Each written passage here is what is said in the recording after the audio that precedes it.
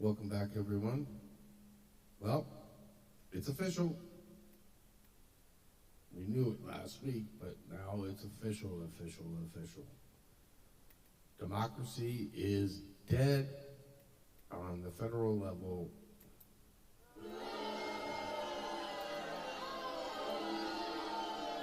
Yep. Mark Carney, well, it's all over the place, so I'm not breaking any news, right? He's got his majority. Corruption rules, and everybody's okay with it. Well, half the country is, anyway. Went online today and just reading all kinds of comments on X and Facebook and stuff, and it's one thing to be happy as a Liberal supporter, but the level of stupidity astounds me on how people think that this was democracy,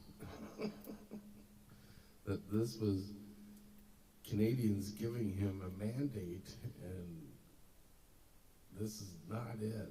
This is not it. We had an election 1 year ago, and Canadians voted for a minority government. They voted so that there would be checks and balances along the way. And now that's out the window. So, like I said in my last show, there's going to be no more excuses. He cannot blame the Conservatives for anything, for blocking anything, which they pretty much went along with everything he wanted anyways in the last year. So it's all on him. Everybody's fine. The corruption's okay. Nobody's got a problem with that. CBC doesn't call him out for that. They want to put down Polyev like it's his fault because his caucus leaves. But it's got nothing to do with Carney. No backroom deals. No. They even admit it right in Parliament. Hey, if you want something for your town, you gotta come on over to our side. And if you don't believe me, you gotta start watching CPAC, because that's exactly what Melanie Joly was saying in the House of Commons last week. I'm not making this shit up. So, bribery works. I'd like to know what these people that have crossed the floor are getting. What is worth selling your soul? Are you really getting something for your constituency? Or is it just for yourself?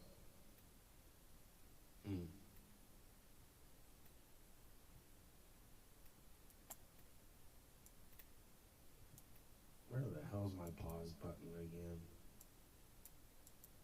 So here's a pop quiz. What is the word for the type of leader who seizes control of the government without an election, censors the internet, outlaws religious speech that he finds offensive, and gives your tax money to the media to promote pro-government propaganda? I don't know. There's a word for it. Moving forward, this will be a short show today, which will be good for everybody because nobody likes a long show.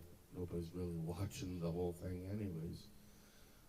And this whole topic is being beaten to death by everybody, but I did want to read something from somebody that I follow and watch her podcast religiously, Jasmine Lane. And she says, people saying Pierre Poilievre should step down are acting like we're still in the old Canada. We're not.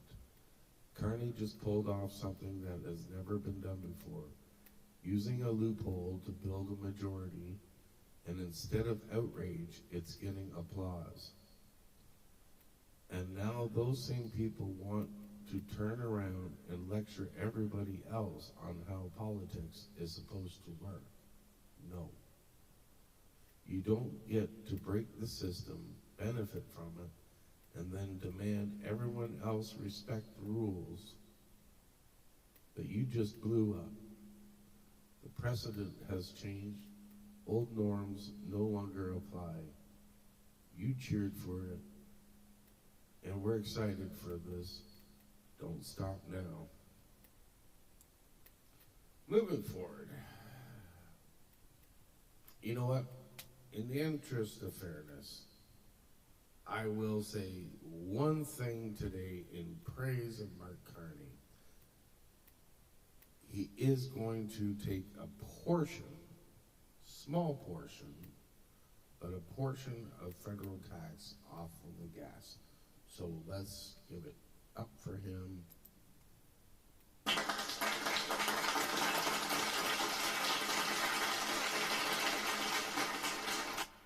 At least till Labor Day. It wasn't his idea, though. Poilievre's been shouting at him in the news for the last couple of weeks about having this done. It's only going to work out to like 10 cents. I guess that's something. I know he can take off more, but I guess that'll be something Pierre will be on his ass about.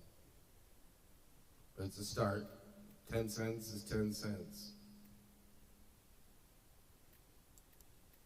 Moving on. I don't have any video clips from the Liberal Party shindig this weekend, but I did pick up one thing that I want to share. So,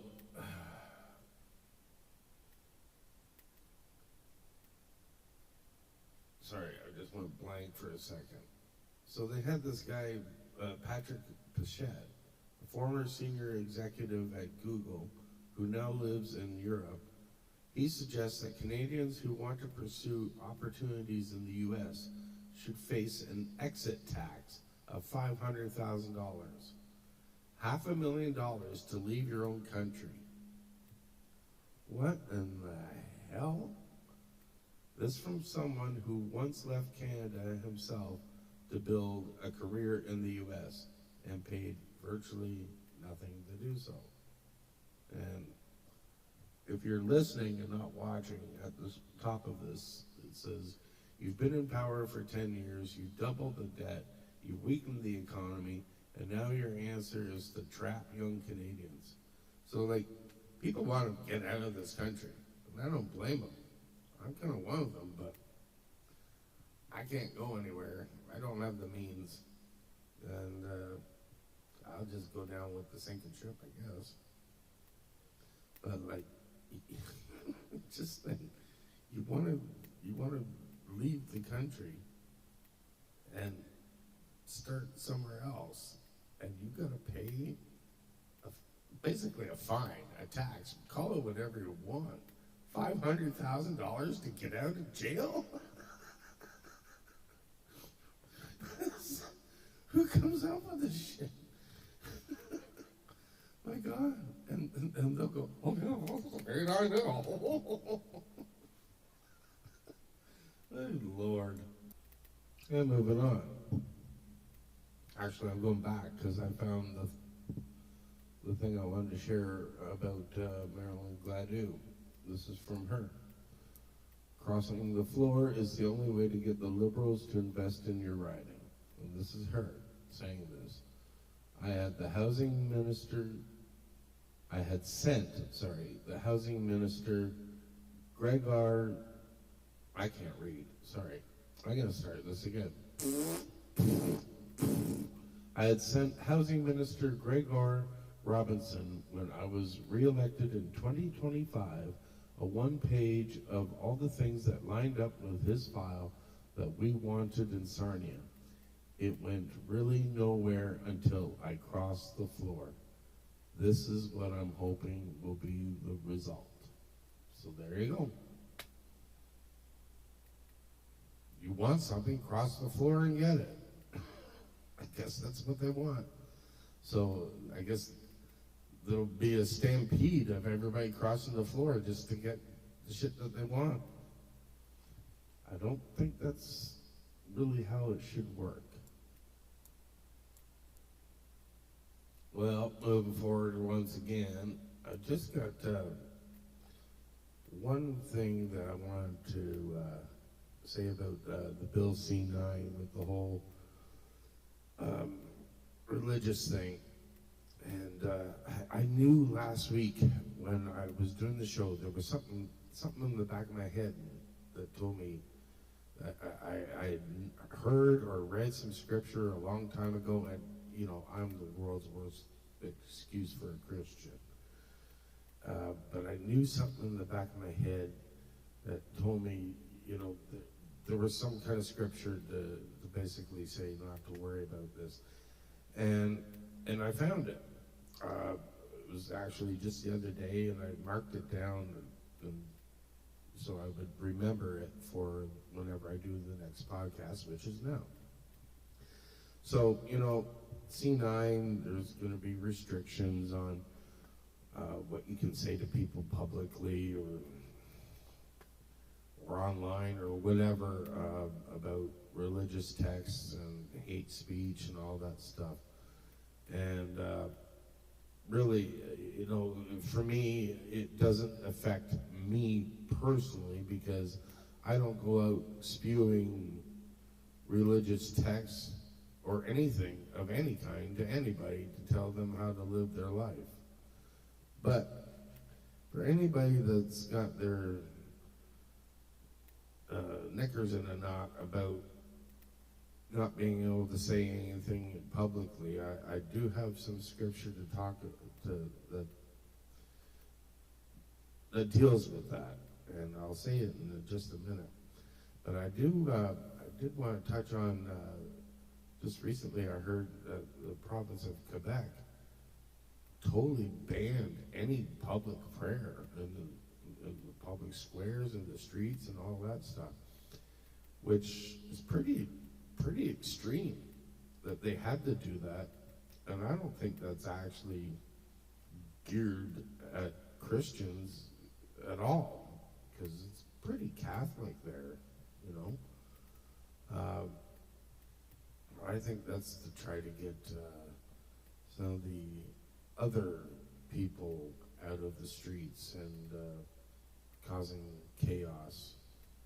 So anyways, about C9, this came to me when I was doing my Bible study, my daily devotional, and this comes from the book of Matthew. And I wish I'd blown it up a little bit easier for me to read. So I'm going to kind of look in here. So this is from the book of Matthew. And when you pray, do not be like the hypocrites, for they love to pray standing in the synagogues and on the street corners to be seen by others. Truly, I tell you, they have received their reward in full. But when you pray, go into your room, close the door, and pray to your Father who is unseen. Then your Father who sees what is done in secret will reward you. And when you pray, do not keep babbling on like pagans, for they will be heard because of their many words. Do not be like them, for your Father knows what you need before you ask him. I had that sort of jumbled backwards in my head, but I couldn't put it together. So, you know, it's all in God's timing, and it came to me right there. So, yeah, there's no need to go out and pray in the streets and tell people how to live their lives, you know. Everybody sins. So whether, I'm not going to name sins. A sin is a sin is a sin. Maybe there's worse sins than others, but, you know, let he who is without sin cast the first stone. With the life I've had in my past, I'm not that even that bad. I have got no right to tell anybody what to do. Anyways, I just wanted to share that. So, I never felt right praying in a church with people. I always knew I was supposed to do it alone. So, that's what I feel. That's what I get from it. And feel free to leave your comments.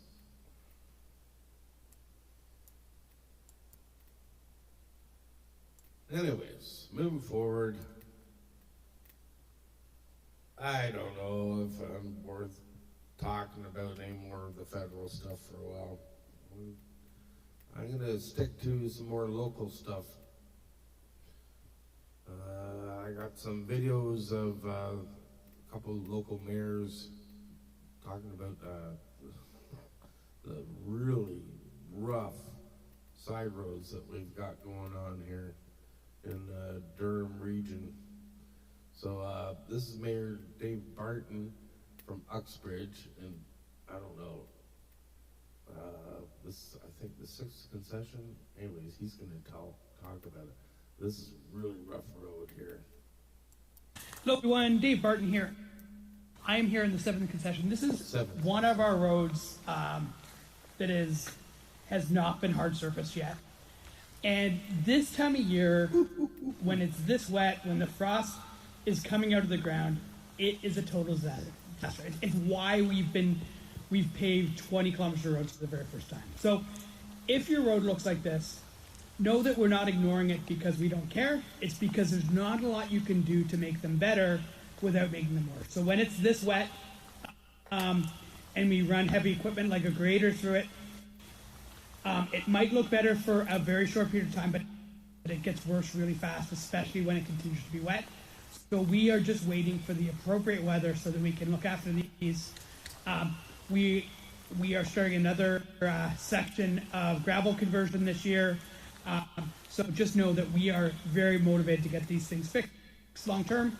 And until then, we will be pulling graders out as soon as it dries up. Thanks, folks. Hello, everyone. Dave Barton here. I am here. Now, this next video is a little rough on the ears because it was super windy that day, but this is Mayor Mike Jubb of Brock Township. Good morning again, everyone. Mike Jubb here, Mayor from Township Brock. I am on 17th and 11th concession of Brock. Just having a look at our gravel roads. I understand our roads are not acceptable right now.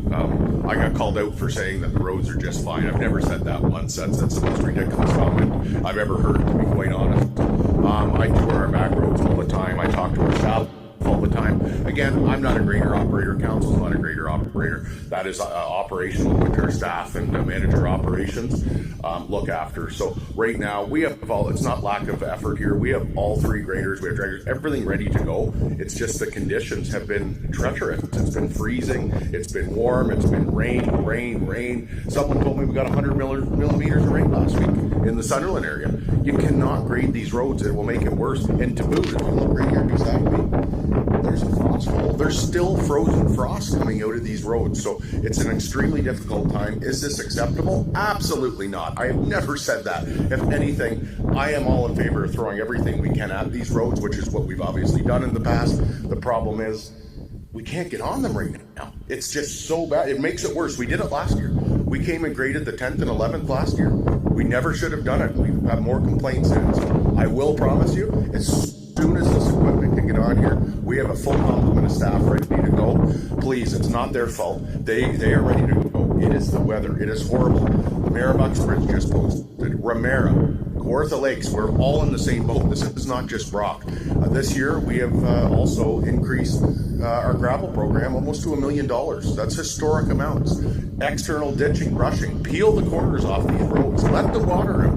We know what needs to be done. We're working on it. We do have limited resources, but I wanted to update you. I never said these roads are acceptable. That is ridiculous. I'm sorry. And we're going to do all we can. I'm out here. I'm traveling them. So please, give us a little bit more patience. We are gonna get these sorted out. Thank you so much. Good morning again, everyone. Yeah, moving on. There's another video update that was uploaded just yesterday. So this was good news. Oh. Hi everyone, Mayor Mike Jubb here, Township of Brock. I am on the 4th concession of Brock, east of Blackwater, south of Sunderland. And I am on the stretch of road where the Blackwater Bridge was redone just last year. And council just approved emergency funding to fix this road. This stretch of road, it's going to get about 600 kilometers fixed. This is a perfect example of what went wrong in the past. They put down 2 inches of gravel. They've hardtopped a road in a swamp. So here we go. I'm going to turn around. Here's a road that's just fallen apart. It's almost level to the swamp. It needs to be built up. There's still, honestly, wood on this road. I can see wood at the rail bed. So this has to be done right. Again, council just approved funding $160,000. This is going to be built up. It's going to have proper filter cloth, and then it's going to be re-hardtopped. So again, this won't cost any money. This is coming from savings from other projects, but this is just one example where double surface treatment was not done correctly in the past, and it's costing us all now, but we are going to fix it, just like our Brock Roads Rehabilitation Master Plan. We're on year 4 of that. This is an addition to that, and we're going to fix it. It's just going to take time because these were not done correctly. Just wanted to provide an update. Thank you very much, everyone. Bye. And we're back. Was I gone? Oh yeah, I was gone for a while. Oh, my stuff's freezing up. What the heck is going on? Nothing's working right as soon as I come back. Okay. Anyways, you can tell by the look on the screen there, it's Mr. Furley time. No, not Mr. Furley time. It's Mr. Roper time. Difficulty. Apparently I did Mr. Roper time for nothing because it didn't record. So I gotta do it all over again. Same bad jokes. Alrighty. Joke number 1. The orchestra leader was hit by lightning. Unfortunately, he was a good conductor.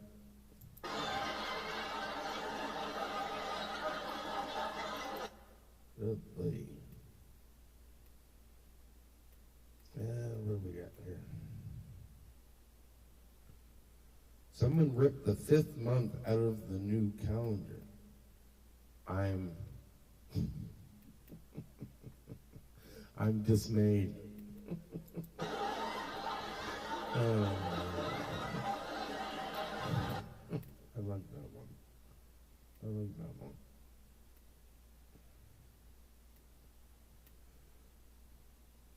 I went my whole life absolutely certain I'd never get a phone call from a vegetable.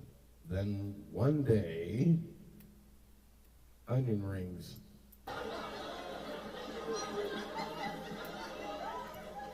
Oh boy.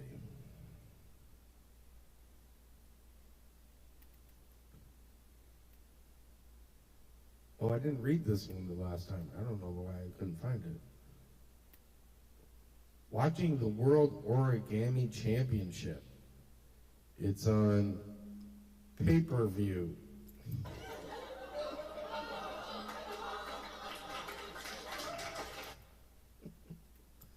Oh boy, I like that one too. All right, we'll end it here. I was so confused last night when my printer started playing music. Turns out the paper was just jamming.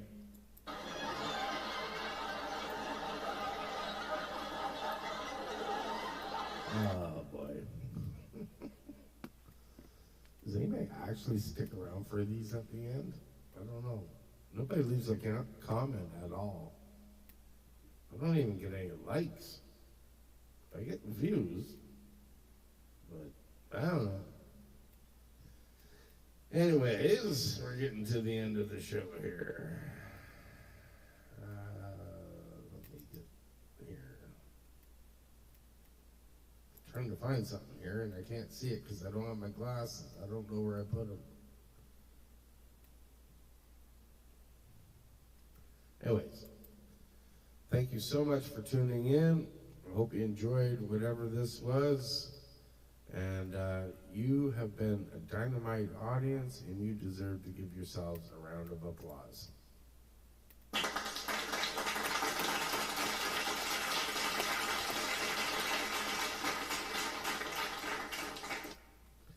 Thanks again. Take care. God bless. Take care of each other out there. All right?